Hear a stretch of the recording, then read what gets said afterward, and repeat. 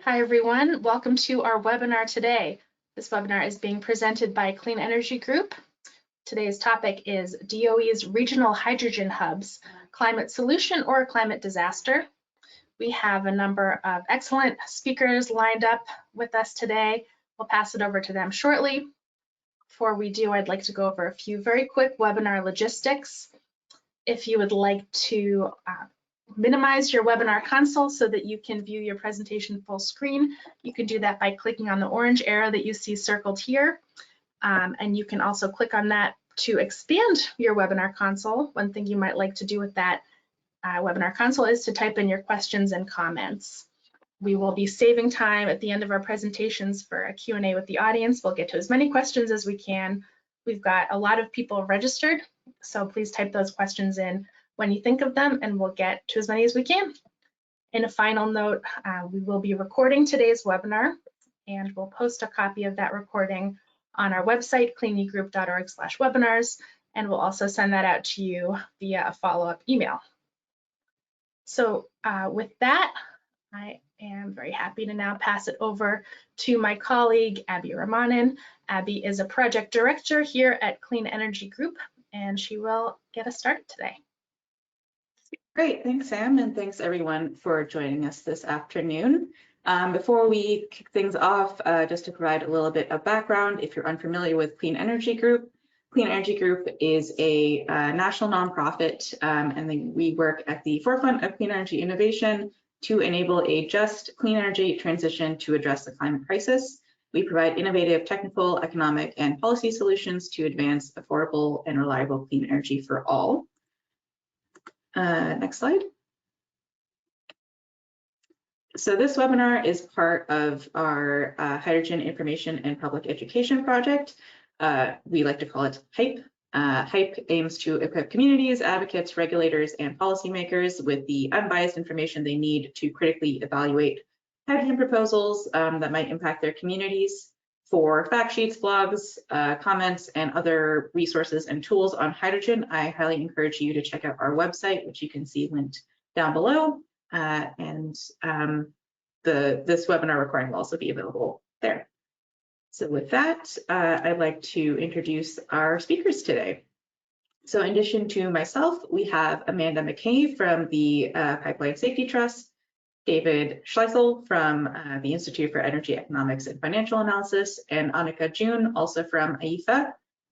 We have all of their bios, and I highly recommend you read their illustrious bios available as a handout. So if you go to the handout section of your webinar console, you'll be able to access that and read them there. So with that, I will kick things off with sort of a brief overview of what we're talking about today. So we'll be addressing the Federal Regional Hydrogen Hubs initiative, but in addition to that, there are several other kind of federal hydrogen incentives that intersect with those. So I'll just be providing you all with some brief context around federal hydrogen incentives, and then I'll be handing it over to my panelists. Ooh. So first, what are the regional clean hydrogen hubs, kind of the main topic of this webinar? You all may have heard of these. These are 7 regional hydrogen production hubs, which were awarded $7 billion in funding total back in October of 2023. So part of the biggest concern around these hubs, or at least one of the concerns, has been around the types of hydrogen production which were incentivized, and my colleagues from IEEFA will be getting into some of those issues in a little bit, but more than half of the $7 billion in funding that was awarded went to what are considered blue hydrogen hubs, or just hydrogen hubs that will be producing hydrogen using fossil fuels in some capacity. In addition to blue hydrogen, there are a few hubs who are looking at things like orange hydrogen, which is still using fossil fuels, but we won't be addressing that as much because blue hydrogen is one of the most common types of production of hydrogen from fossil fuels. These hubs are still in the award negotiation process, so negotiations are taking place all through this winter. But unfortunately, there's been a lot of a huge lack of clarity around the hubs in terms of both what actually was in the proposals which were submitted. A lot of that information has been not made available to the public, and also just everything that has gone into the negotiation process. DOE, which has been overseeing the award negotiation process, has stated, for example, that they are going to heavily weigh community benefit plans and community engagement in how the hubs are receive their final awards. But a lot of the community groups that, for example, Clean Energy Group works with have let us know that they have been, they've really not been able to find information on how they can engage with the hubs, or what actual hydrogen projects will be involved in the hubs and how that will impact their communities, or even what benefits their communities have the potential to see from these hubs, including, any sort of reduction in harm, or what harms they might be experiencing from these projects being made in their communities. So there's a lot of concerns around the hubs, and just a lack of information. Obviously, this can change depending on each hub. We're going to be talking about kind of the biggest issues around all the hubs, but obviously there are kind of specific issues which are going to be unique to each region, which, they're kind of across the country, as you can see from the map on the screen. But beyond just the regional hydrogen hubs, there are 2 other federal incentives I just wanted to touch on, and these are going to interact with the Regional Hydrogen Hubs initiative, but also will impact just hydrogen production generally. The first is the 45V hydrogen production tax credit. So this is a tiered incentive that was also in the Inflation Reduction Act, the IRA, that essentially incentivizes hydrogen based on CO2 equivalent emissions. So the table that you see here kind of lists that out. So the max kind of incentive that is available is $3 per kilogram of hydrogen produced. And that is if that hydrogen is more or less carbon-free, or considered green or electrolytic hydrogen produced with renewable energy.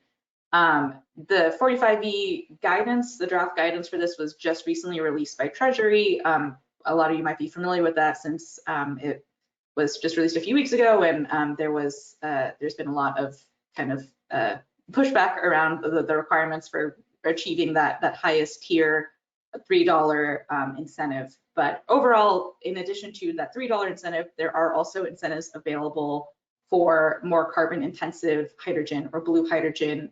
They are less than $3, but it is, the 45V credit does still incentivize things like hydrogen produced from fossil fuels with CCS attached to it. In total, the 45V incentive alone could exceed $7 billion in subsidies for hydrogen production over the next decade.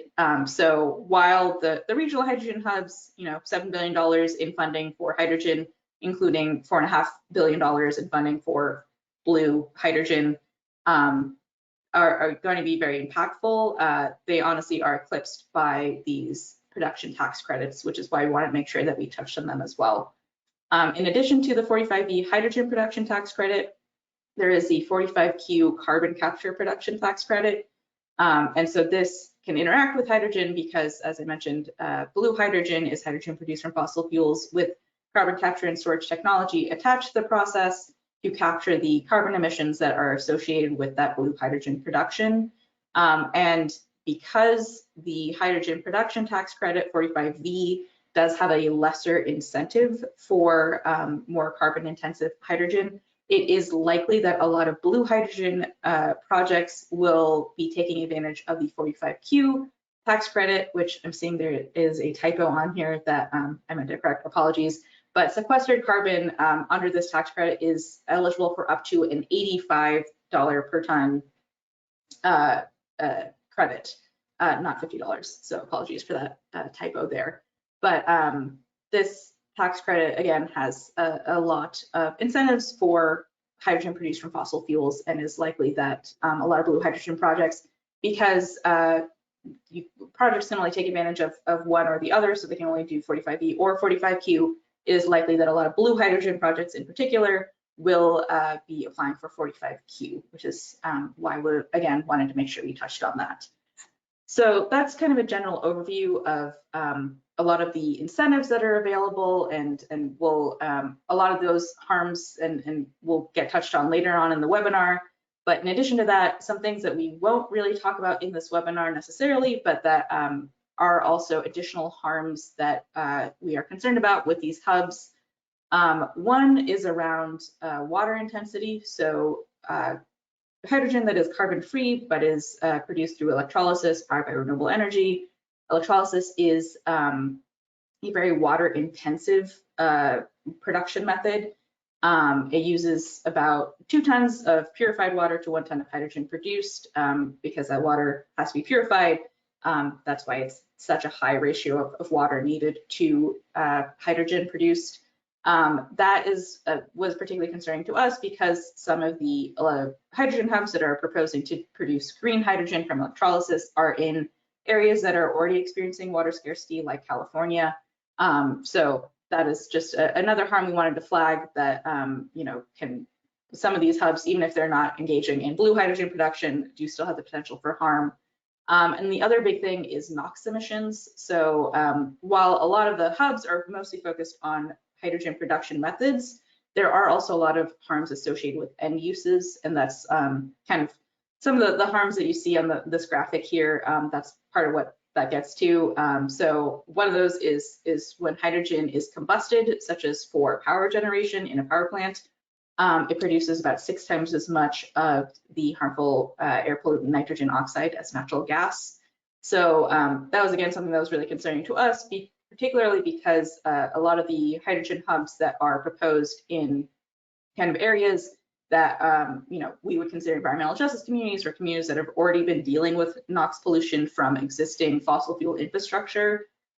This would just be extending that harm and extending the exposure to NOx emissions for those communities. So those are just like 2 more of the additional harms that I wanted to flag, since we likely won't get to those in this webinar. But if you're interested in learning more, again, I recommend you check out the CEG website, where we kind of go more into detail on some of those other harms.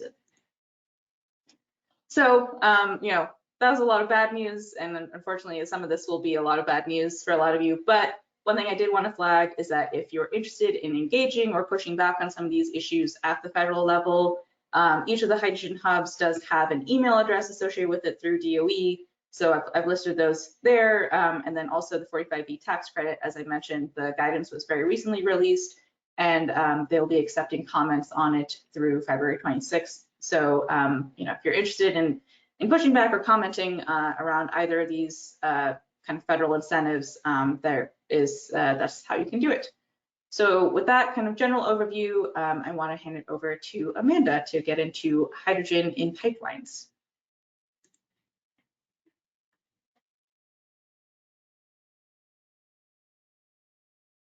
Great, thank you, Abby, and thank you for inviting me to be here today. My name is Amanda McKay. I am the policy manager with the Pipeline Safety Trust. Let's see if I can get there we go. So a little quick history about the Pipeline Safety Trust. We were formed in the aftermath of a tragedy in Bellingham, Washington. A pipeline ruptured, released over 250,000 gallons of gasoline into a local creek, and the pictures on the screen illustrate the impact that it had on our community. What they, fail to illustrate is the lives of the 3 boys that were taken by that tragedy that day. And so in the settlement from that tragedy, the Pipeline Safety Trust was formed as a watchdog over the industry and the regulators of the pipeline industry, and all of our work centers around why we were formed and working to prevent other tragedies from happening elsewhere in the country from any type of pipeline. So that's really where we're coming from. That's what we're focused on. In the last couple of years, obviously there have been strong new incentives for both hydrogen and CO2 pipelines, both with the 2021 infrastructure bill and the 2022 Inflation Reduction Act. There has just been a lot more of a push for these specific types of pipelines and a real lack of knowledge about the technical aspects. So there's been a report from the University of California, Riverside for the Public Utilities Commission in California that identified a lot of risks and safety gaps associated with hydrogen pipelines. And the American Gas Association includes a 20% blend of hydrogen in its net zero plan.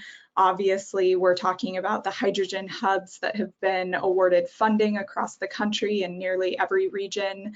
And so in the last couple of years, PST commissioned a white paper to really identify some of these specific technical issues that we see with the potential build out of a hydrogen pipeline network within the US.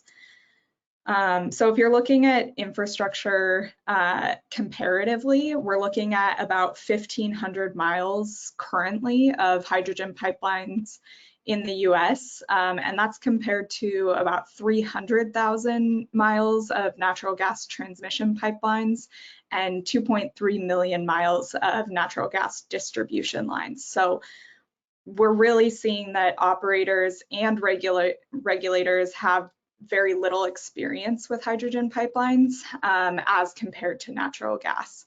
And then later on in my presentation, I'll get into kind of why that's a concern. And so we're looking at really that 1,500 miles is about 85% with just 3 operators. These are relatively rural pipelines, small diameter, and this does fall under the Pipeline and Hazardous Materials Safety Administration natural gas regulations, although the specificity within those regulations for hydrogen pipelines is very minimal. So a bit about why hydrogen is different than methane, because they are very different. Hydrogen has a much wider and larger flammability range, meaning that that increases the potential for explosion when there is an escape of hydrogen gas into the atmosphere. And you know, when you smell a gas leak from a natural gas pipeline, that's immediately a concern. And you know, you call the gas company or 911 and they tell you, get out of your house, you know, leave the doors open, don't touch anything. Well, the range for flammability is much higher with hydrogen. And so that's definitely a major concern. When hydrogen does combust, it's almost impossible to see as compared to, I'm sure many of us are aware, when you burn methane, natural gas, you get this kind of blue burn in the flame, and you're able to see it. Hydrogen flames are nearly invisible. So the awareness of if there is danger is definitely a lot less than with methane.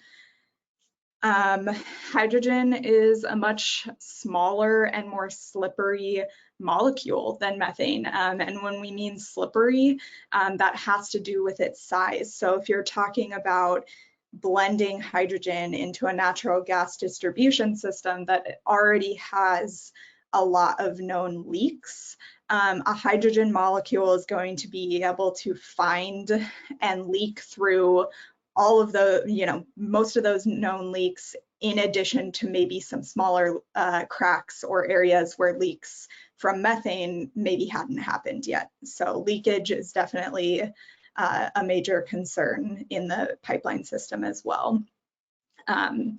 Can leak at higher rates, and then also due to the size of the molecule and its physical nature, it can migrate underground and accumulate in basements or other confined spaces. So the potential to get a leak that migrates underground and accumulates, and then you talk about that flammability range, much higher flammability range, the risks there are much higher.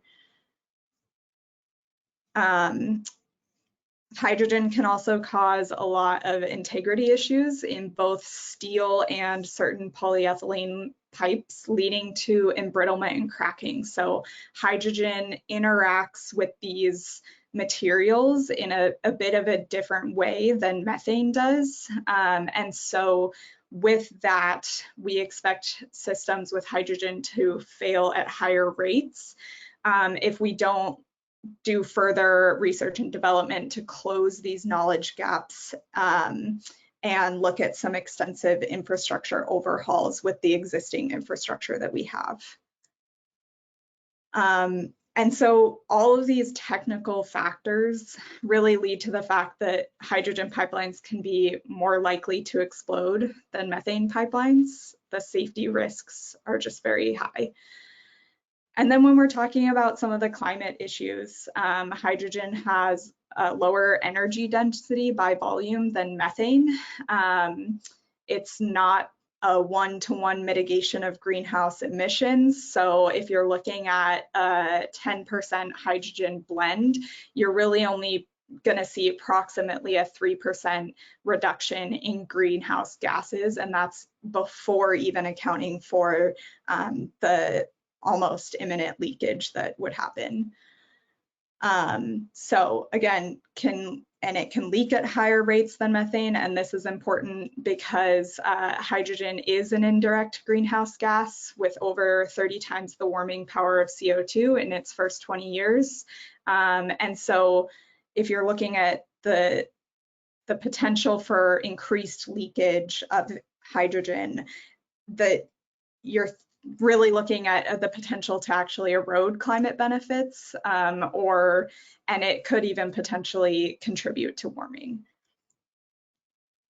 So a lot of text, but we're looking at some of these knowledge gaps. Like I said, we've got a very small amount of infrastructure in place today, which means a limited number of experience in dealing with these types of pipelines. And so we have a lot of these knowledge gaps that we need to fill and we need to look at before thinking about the massive potential expansion of a hydrogen pipeline system across the US. And this is really important too when you're thinking about the hydrogen hubs, because nearly all of these hydrogen hubs are going to require some level of hydrogen pipelines associated with them to get hydrogen to and from where it needs to be for these hydrogen hubs. So looking at the University of California Riverside report and the gaps identified within that, and all of this has to do with transparency as well.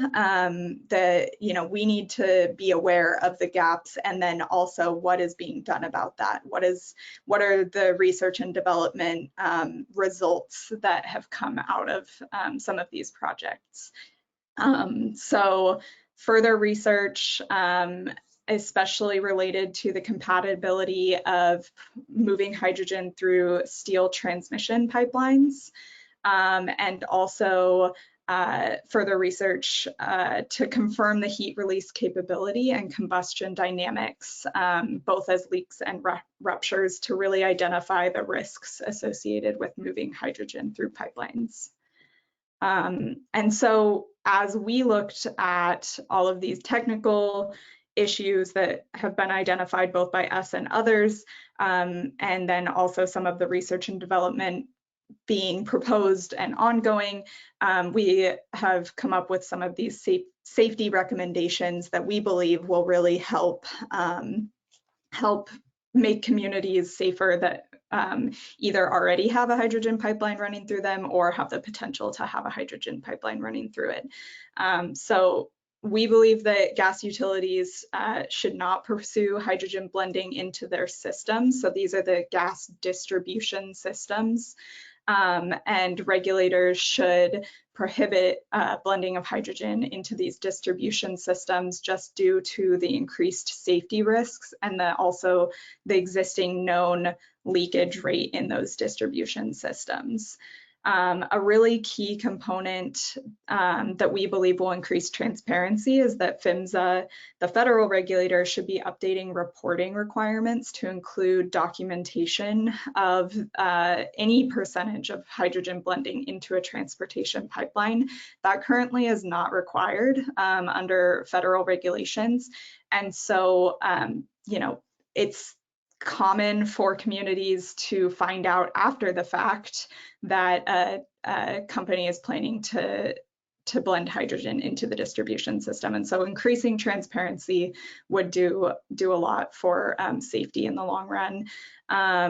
We think that existing transmission pipelines should not be candidates for hydrogen. That should not be candidates for hydrogen transportation be clearly identified. There may be some transmission pipelines that are not suitable for blending hydrogen, and those need to be identified and then really dealt with on a case-by-case level. PHMSA should require gas transmission pipelines converting to transport hydrogen, either blends or at a higher purity, to conduct spike hydro tests. Basically, this means that they run water through the pipeline at a very high pressure to determine whether or not the pipeline is suitable for that specific commodity. And so, you know, we've got some very aging infrastructure, and there may be pipelines that won't pass a spike hydro test and therefore shouldn't be running hydrogen through them. And then pipeline safety leakage survey regulations should be developed for pipelines transporting hydrogen. We have some pretty good leak technology for methane pipelines, but we don't have great leak detection technology for hydrogen pipelines, and that needs to be developed and then implemented on any future hydrogen pipelines. So those are some of our recommendations. We have a lot more resources on our website. We have our full report.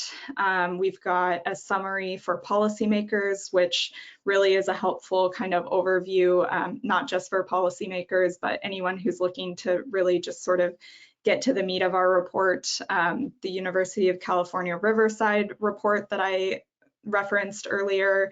And then there's also a study on hydrogen's indirect greenhouse gas effect. And so all of these are linked both in my presentation, but they're also on the Pipeline Safety Trust's website. We've got a hydrogen specific page. So just want to say thank you so much for allowing me to present today, and looking forward to questions towards the end.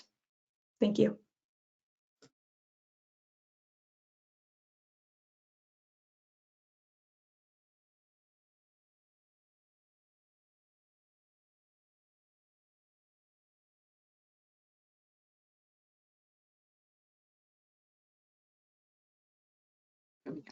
Hi, thanks for joining us. My name is Anika Juhn. I'm here from IEEFA with my colleague David Schlissel to talk about some of our research on blue hydrogen. Today, we're going to focus on the high carbon intensity of blue hydrogen, as well as the huge tax credits blue hydrogen producers might reap without actually making good on the promise that hydrogen is a clean, low carbon fuel that can help mitigate global warming. Next slide. As part of our research on blue hydrogen emissions, we've spent a lot of time studying the DOE GREET model, which is the Greenhouse Gases, Regulated Emissions, and Energy Use and Technologies Life Cycle Analysis model. It's used to estimate the greenhouse gas emissions of various hydrogen production pathways, depending on the type of feedstock and fuel used. Next. GREET provides estimates of carbon intensity in kilograms carbon dioxide equivalent, or CO2e, per kilogram hydrogen produced. CO2e reflects emissions from carbon dioxide as well as other greenhouse gases, such as methane and nitrous oxides. The Department of Energy defines clean hydrogen as having a carbon intensity of less than or equal to 4 kilograms CO2e emitted per kilogram hydrogen produced. As it's true of all models, GREET is fundamentally informed by its default parameters. And in the case of blue hydrogen, we found 4 key drivers of model carbon intensity estimates. Next. The first, oops. Thank you. The first is the time horizon for global warming potential, or GWP rates. GREET defaults are based on a 100-year time horizon, but we think a 20-year time horizon is a more useful reflection of the impact of methane on warming over the short term, since emissions in blue hydrogen production are continuous and not just a single burst. The GREET model does not currently include hydrogen as a greenhouse gas, though research has shown that it has an indirect impact on warming. And we included a GWP for hydrogen and incorporated the figure into our emissions estimates. Next. Based on our survey of the current scientific literature, US average upstream methane emissions rates are much higher than the GREET default average of 0.9%. In our calculations, we assumed 2.5% is more representative. Next.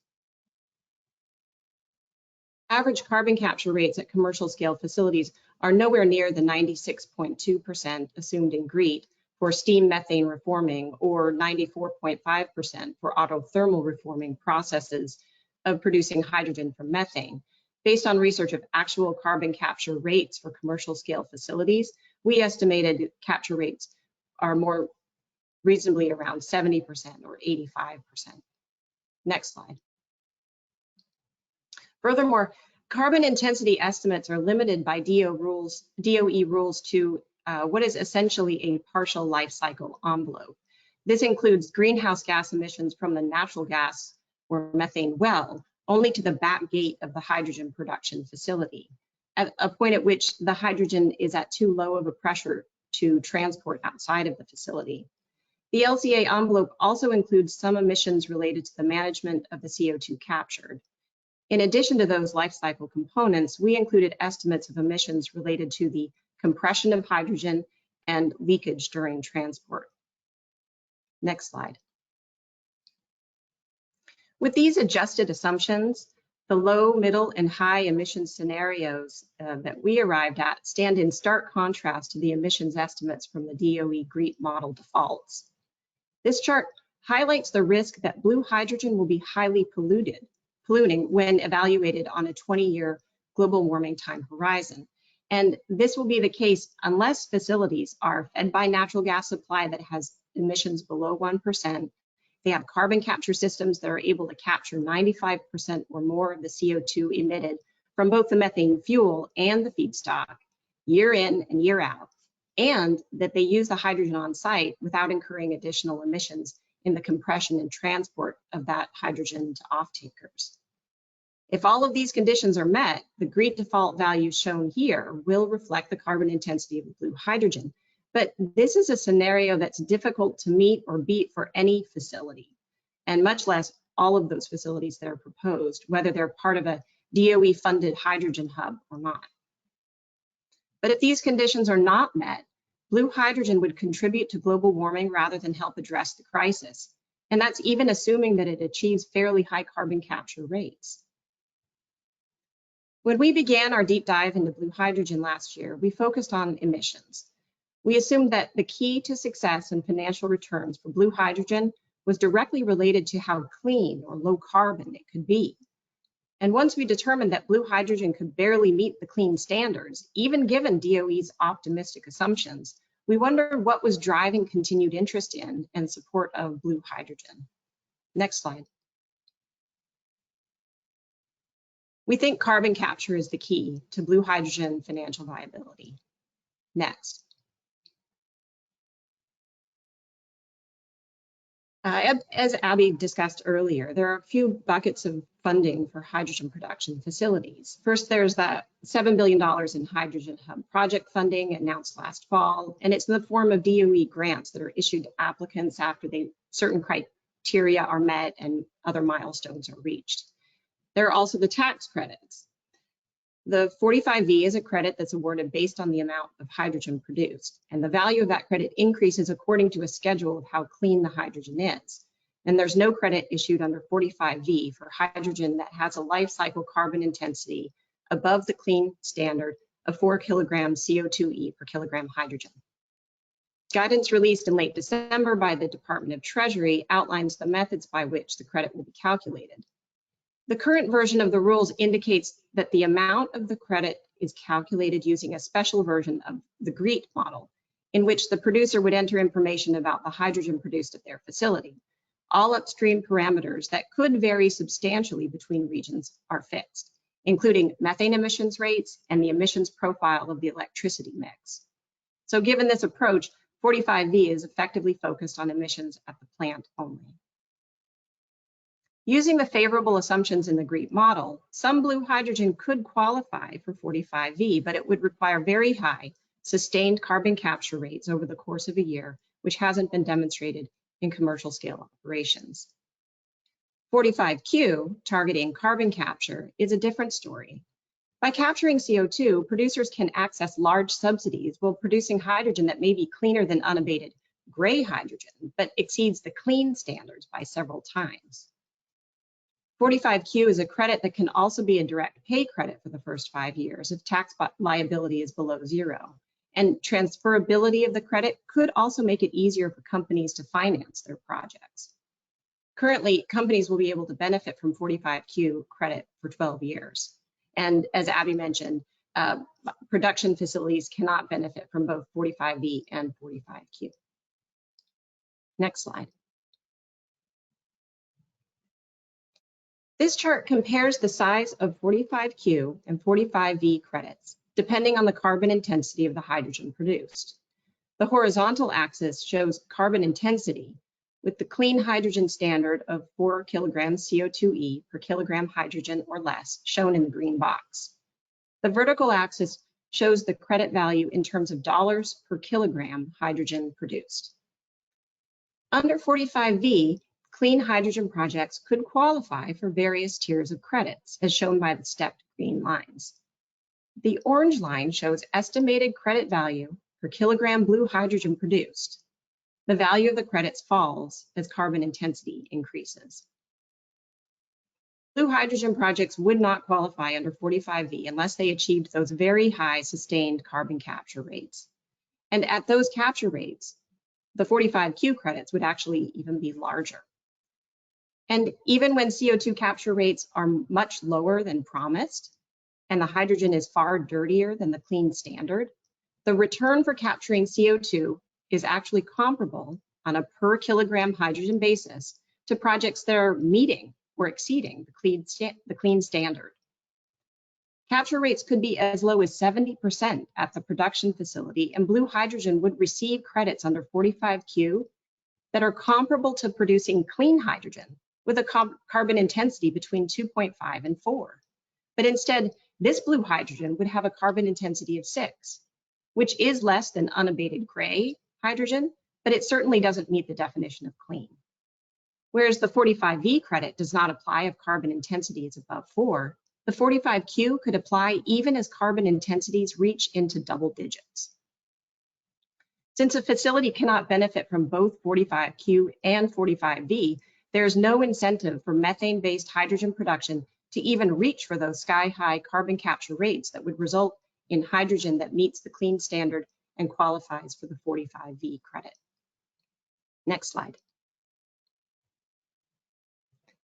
A further alarming issue is that the 45Q provisions represent even more of an opportunity for hydrogen produced from coal gasification, which is a very emissions-intensive process that results in more air and water pollution than the methane-based pathways. At just 45% carbon capture at a coal gasification facility producing hydrogen, the carbon intensity is 3 times the clean standard. Yet the project could harvest a credit per kilogram hydrogen as large as it would if it was actually clean. Next slide. Looking at an actual project can help bring some of these numbers into perspective. The Air Products facility in Louisiana plans to produce 750 million standard cubic feet of hydrogen per day. Assuming a 90% capacity factor, this amounts to about 585,000 metric tons of hydrogen per year. And Air Products plans to capture 5 million tons of CO2 annually at this production facility. Calculations of the carbon intensity of the operation using GREET default values indicate that it would be a 4.8, So none of the hydrogen produced would qualify for the 45V credit. But under 45Q, the 5 million tons of CO2 captured and stored would result in a credit of $425 million per year, every year. And while the 5 million tons of CO2 captured is substantial, it accounts for just 64% of the life cycle emissions from this project. And that's using the GREET default values. The 2.8 million tons of CO2 equivalent emitted because of this project is roughly the same as the emissions from a natural gas-fired power plant. And I should stress that this is not an existing gray hydrogen project that's being retrofitted to be blue. This is new production that will bring new emissions. Next slide. Capture and storage is not cheap. Industry is already looking ahead, signaling that the credit of $85 per ton of stored CO2 will not be enough to make it financially viable. ExxonMobil's website advocates for an initial increase of about $100 per ton for the 45Q credit, along with additional favorable provisions. And recently, an influential group of CCS proponents submitted a letter to Congress asking for changes to the 45Q that would raise the credit for CO2 used in enhanced oil recovery or other uses to be the same level as that of permanent geologic storage, increasing the credit from $65 to $85 per ton. Next slide. Using realistic assumptions for key life cycle analysis parameters, blue hydrogen is not clean or low carbon, and it should not be promoted as a clean fuel unless it meets the clean standard. Credits available under 45V do not provide a financial incentive to blue hydrogen producers to strive for those high rates of carbon capture. 45Q credits represent a huge reservoir of funding for blue hydrogen that will cost taxpayers tens of billions of dollars while still contributing to global warming. Next slide. Thanks again for being here today. And please contact us if you have any additional questions about this presentation or any of our research. And you can find more information on our website and find some of the reports that we've published already on hydrogen. And I think we're ready for questions now, so I'll turn it back to Abbe. Thanks so much, Anika. And yeah, thanks for wrapping up with plenty of time for questions. So we've already been getting a lot of questions dropped in the question box, but I encourage folks, if you have questions, keep putting them in and we'll try to get to as many as we can. So we're going to kind of hopscotch around, and first I'll get to some of the more clarifying questions the folks had. So I'll start with Amanda. Could you clarify why you would need to use a spike hydro test on a pipeline for hydrogen, but not using the same test for natural gas if the pipeline was operating under the same pressure? That's a great question. I think it has to do with, the construction parameters. A lot of these pipelines were built specific for natural gas transportation. Like I said, PHMSA's federal regulations don't have a lot of specifics around moving hydrogen through pipelines. And so because of the physical differences that we've identified between methane and hydrogen, if you're looking to use a pipeline that was built to transport natural gas, we would like to see a spike hydro test done to ensure that that pipeline is still operating in a safe manner and able to withstand the different physical properties of running hydrogen through that pipeline.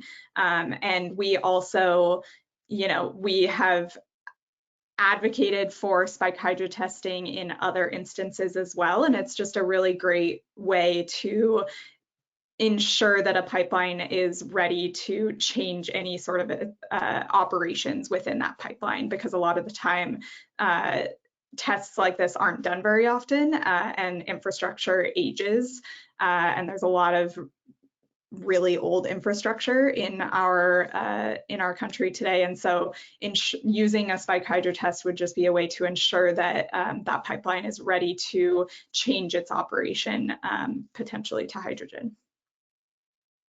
And then to kind of follow up on that with the pipelines, is there kind of an ideal form of hydrogen transmission that Pipeline Safety Trust has in mind, or either in terms of type of pipelines or maybe not even transporting hydrogen through pipelines?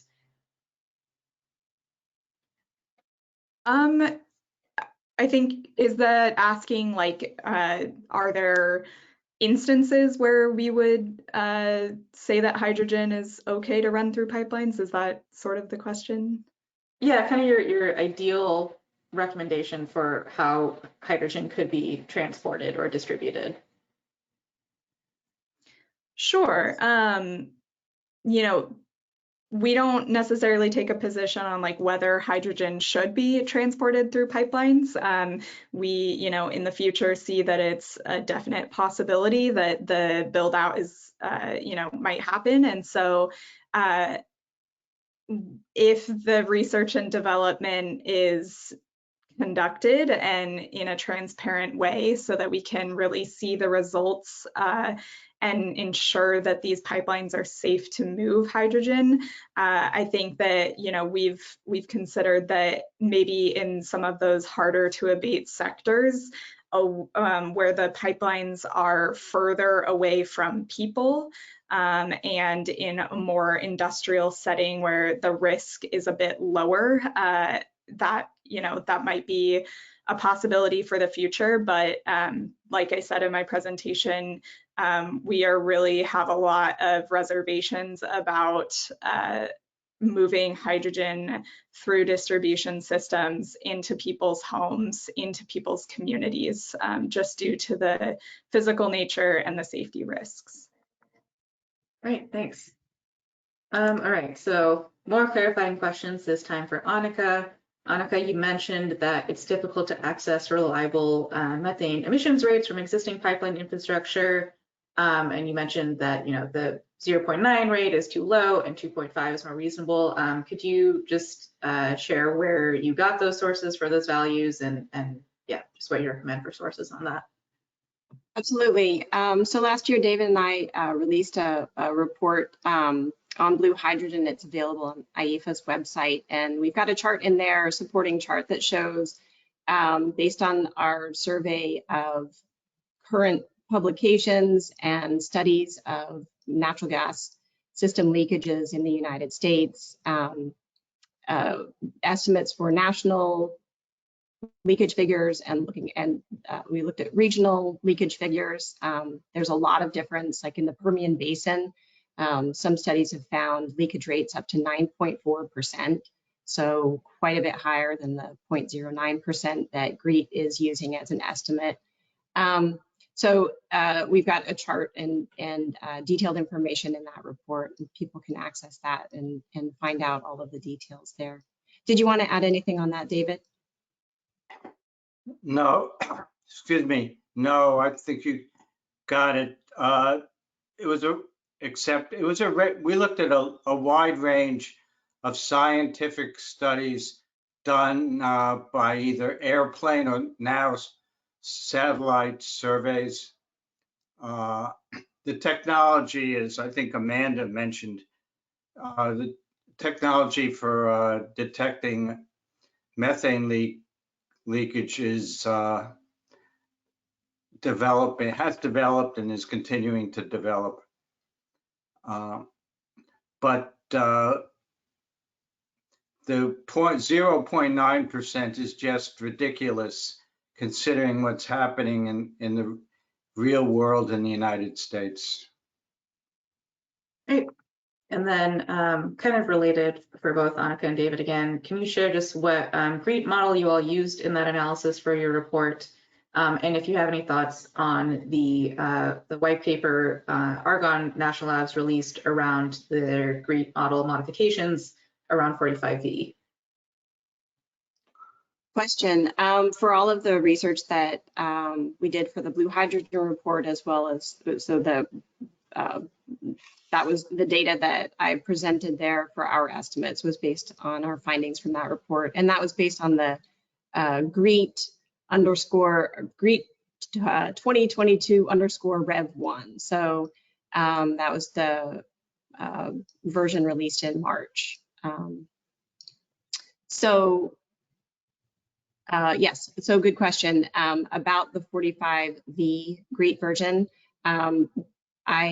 We've reviewed the documentation around that and kind of done a preliminary review of that model, but we haven't gone into depth. Great, thanks.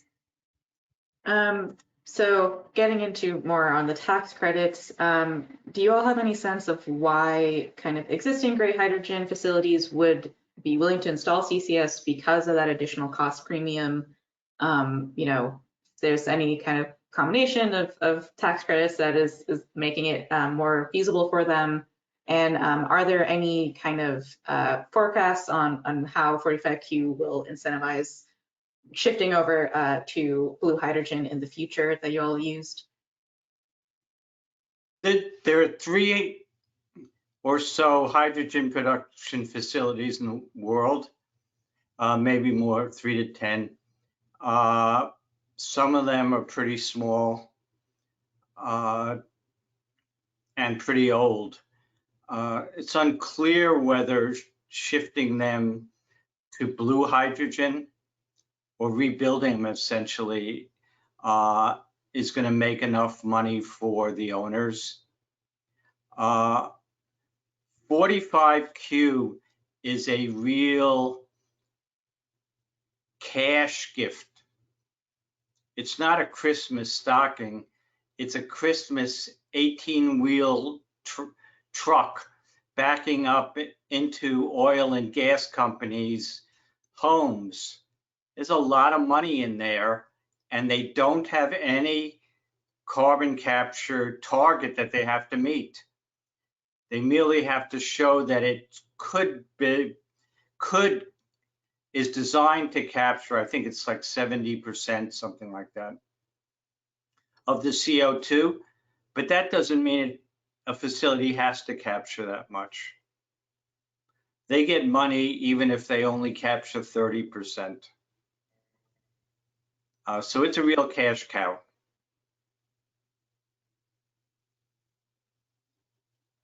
Yeah, and you know, kind of building on that, based on sort of the new, potentially new blue hydrogen projects you all see proposed, as well as you know, potential retrofits to existing hydrogen projects, do you all have a sense of kind of the scale or scope of potential emissions increases we'd be looking at based on kind of this growth in blue hydrogen? We don't have numbers, but it will be large increases. It certainly will not be decreases. And back to something you said a long time ago at the beginning of the webinar about transparency. I guess Amanda used the word as well. There's no transparency here. I saw written that someone from the DOE realized that if they announce where they're going to put projects, what projects they're going to fund, there's going to be local opposition. So they're doing all of this in secret. They're using assumptions in the GREET model that are completely unrealistic when compared to the real world. And how is this going to be verified? Probably one of your questions down the line. The answer is we don't know. We assume it'll be some reporting like companies do to the EPA on CO2 emissions. Who's going to be checking that the companies are telling the truth? And who's going to be checking that the DOE, which not only is funding all of this, but is using the GREET model on behalf of some of the hydrogen hubs,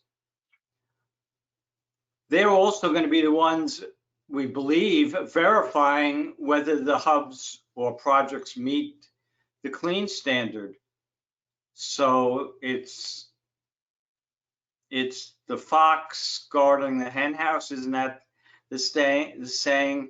Yes. There's no outside observer checking that this is all really truly accurate.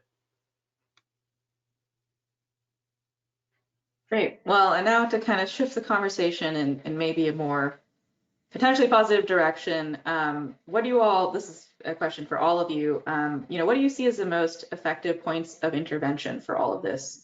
Particularly since, the federal administration seems fairly committed to these, these federal subsidies. Amanda, you mentioned potential modifications to PHMSA or at the state level. So if anyone wants to kind of start on that. Sure, I can jump in just on the pipeline side. I think that there's some low-hanging fruit, and then there's some harder hurdles to jump over. Building on what David just mentioned, transparency is key. And right now, from the pipeline regulation side, there really is none. Just as a very quick anecdote, pipeline operators are only required to report the predominant product within their pipeline. So that's 50% or over. And operators do blend other products at certain times of year, propane during the winter, during peak shaving times, and sometimes incidents happen. And the operator is the only people who know whether or not there was another product being blended into that pipe. And so when you think about this from a hydrogen perspective, if there's an incident and they weren't required to report the percentage blended into that pipeline, there could be some major repercussions from a safety perspective, from a data compilation perspective. Like we won't know the incident rate if we're not even requiring operators to report. So from that, I would encourage, from a regional perspective, urging state regulators and state representatives to require blending reporting requirements within those states, and then also at the federal level, which we are doing as well, urging PHMSA to start requiring operators to report blended products within their pipelines. And then on the larger hurdle side, I think we have a lot of work to do in the research and development of the different types of components from, interaction of pipeline components with hydrogen. So there's still a lot of questions around that. So just moving forward on research and development and urging transparency on those results.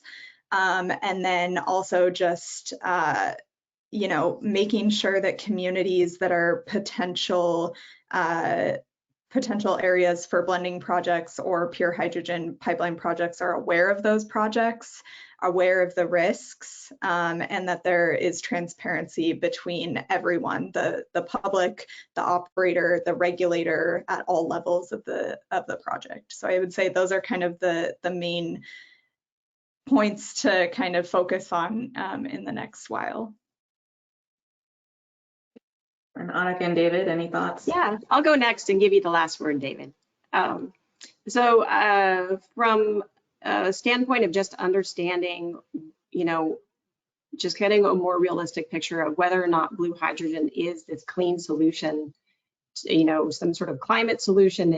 It's hydrogen, the idea that hydrogen is better than using other kinds of fuels. I think we would benefit from having better estimates of how dirty it is, depending on what region it's being produced in. So we may have a national average, for instance, of upstream methane leakage of 2.5%, but regionally, the number may be lower or higher. And it may There may be regional variations in electricity grid mix with different emissions profiles, and that might make some projects reasonable.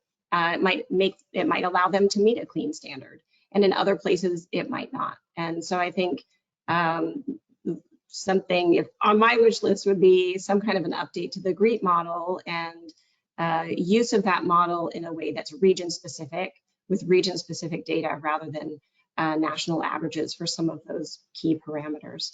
And also including in that model acknowledgement that hydrogen contributes to global warming, and that it has a GWP, and that there is leakage involved of the hydrogen itself. How about you, David? One thing we haven't discussed is what demand is there going to be for all this blue, green, turquoise hydrogen.